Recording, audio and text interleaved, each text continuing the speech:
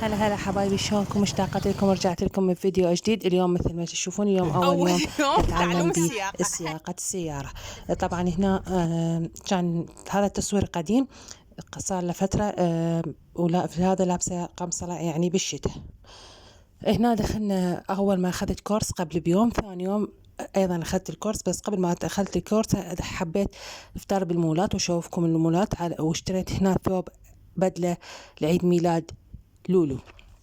طبعا مثل تشوفون البدلات هنا كلش حلوة وكلش عجبتني. كان هنا التصوير صار له كم شهر، يعني بنهاية الشتاء، تمام، كان ملابسها صيفية توا نازلة، فحبينا نشتري لها بدلة لعيد ميلادها. طبعا كلش حلوة هنا ثوابها، عجبتني بشكل صح شوية غالية بس حلوة تناسبها كذوق يعني، تمام. طبعا هنا الحمراء، انا الحمراء ما عجبتني، حبيت هذا الفستان، حسيته بارد اكثر، لان احنا بالصيف، صيف العراق معروف انه حار كلش، فيحتاج شيء يكون بارد، والطفل يعني يتحرك كثير فيعرق، فيضطر انه يلبس شيء بارد حتى لا يعرق كثير ويتمرض. هنا مثل ما تشوفون الثوابة والقمصان والتيشيرتات كثير حلوة للأطفال.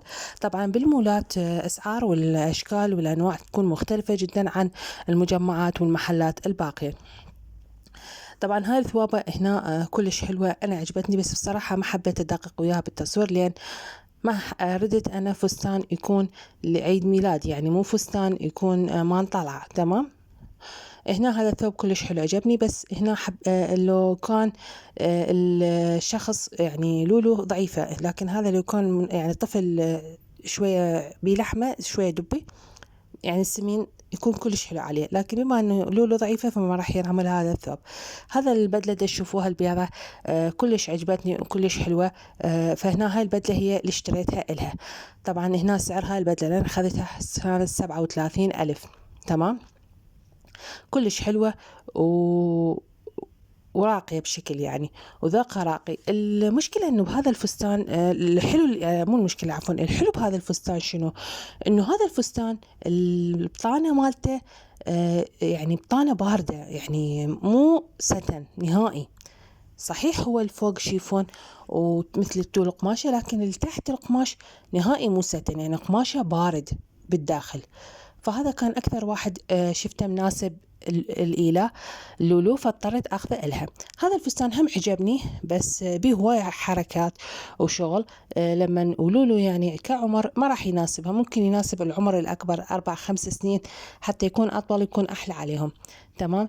هنا إلى نزلت إحنا بالدرج، صعدنا بالدرج متحرك، مجمع ثاني صعدنا بالدرج متحرك. طبعا لولو أجبرتنا أنا وأختي إنه إحنا نصعد بالدرج المتحرك، لأن هي تحب الدرج المتحرك بشكل. كل ما دخلها مول لازم تصعد درج متحرك، حتى لو ما عندي شيء بالقاط الثاني لازم تصعدها. هنا كلش، هنا طبعا مول ثاني دخلنا، مثل ما تشوفون شغلات مال البيت كثير كثير حلوة وراقية. هنا صعدت هذا المول، كنت تاخذ مثل ما تشوفون، وصلت هنا هذا الغطاء نايلون، ميز طعام يعني، تمام. وهاي النوعية كلش حلوة وراقية، أنا عجبتني مال ميز طعام. فهذا تشوفون بيدي هذا اللون، وكوفة كان فوق بعد لون بعد أرقى، طبعا ما بين بالتصوير، ما مصورته، كلش عجبني، وهم بيجي لونه وفاتح، لكن للأسف طلع متر ونص، يعني أنا ردت مترين فطلع متر ونص، فما اشتريته ونزلت. هنا الشغلات كلش عجبتني، مال الدواسات وغيرها كلش عجبتني وراقية. عجبني بهذه اللوحات، هي مو لوحة، هنا أسلحة هاي، فكلش حلوة عجبتني وتنفع بالبيوت، الله يبعدنا عنها طبعا، بس أنا أحبها كديكور، تمام. هنا الأثاث كلش حلو، أنا حبيت يعني أخذ كذا شغلة، لكن كنت مستعجلة، وكان في سيارة يعني حاطيها بمكان غير مناسب، ممكن ناخذ عليها جزء، إذا تأخرنا يجي المرور ياخذنا جزء، فاضطرينا ننزل ونرجع بسرعة. لولو مثل ما تشوفون واقفة ما تقبل تمشي، تنتظرني، طبعا هي واختي تنتظرني، لازم أرجع، لازم أنزل وياها حتى نطلع سوا. طبعا وكل صعدة والنزلة بالمصعد الكهربائي هو بسبب لولو، ما تقبل بالمصعد لازم درج كهربائي. هنا هذا الثوب كلش عجبني، وانا نازلة على الدرج شفته، حسيته بارد اكثر بالصيف ويناسب كموظفة بدوام، فحبيته كلش وشفته مناسب الي، بس للأسف ما قدرت اوقف انتظر اكثر، كان لازم نطلع بسرعة. هنا هاي أماكن العبي، قلت أشوف العبي، شفت العبي بصراحة ما عجبني كلهن. طبعا مو إلي، والدتي رادت عباء بس ما اقتنعت بأي عباء منهن، فاضطرينا ننزل. لولو فرحانة مثل ما قلت لكم بالشتاء، فلهذا لابسة شتوي. هنا نزلنا آخر درج راح ننزله، وطبعا لولو هالمرة وياي مو ويا أختي، هالمرة حتكون بيدي ونازلة وياي، قالت لازم وياك هالمرة، نزلت وياي. قوة قبلتك ماشية من إيدها ما تقبل، وتقول تركيني أنا واقفة وحدي ما يهمني، وفرحانة شانت كل شيء. هنا صعدت لنهاية اليوم. طبعا مجمع ثاني دخلته، مجمع مو مول، بس ما بين بالتصوير ما صورته. وهنا صعدت لتدريب اليوم ثاني بالسياقة. الاختلاف هو نفس اللبس، بس كنت لابسة هنا صبغة ظافر، بالبداية الفيديو كان أزرق، هنا في صبغة ظافر مالتي كان ماروني على حمار، فلهذا ما مبين إنه أنا ثاني يوم.